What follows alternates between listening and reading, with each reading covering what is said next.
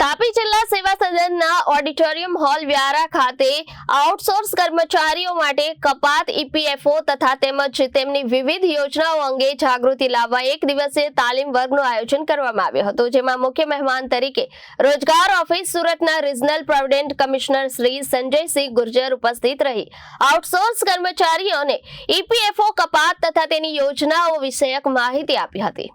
તાપી જિલ્લા સેવા સદનના auditorium hall Vyara ખાતે આઉટસોર્સ કર્મચારીઓ માટે ઈપીએફઓ કપાત તથા તેમજ વિવિધ યોજનાઓ અંગે જાગૃતિ લાવવા એક દિવસીય તાલીમ વર્ગનું આયોજન કરવામાં આવ્યું હતું। રિજનલ પ્રોવિડન્ટ કમિશનર સંજયસિંહ ગુર્જરે કર્મચારીઓને ઈપીએફઓ કપાત વિશે વિવિધ યોજનાઓ અંગે માર્ગદર્શન, માહિતીસભર પ્રેઝન્ટેશન તથા વિડીયો દ્વારા સમજણ પૂરી પાડી હતી। સાથે જ પ્રધાનમંત્રી વિકસિત ભારત રોજગાર યોજના અંગે વિગતવાર માહિતી પણ આપવામાં આવી હતી।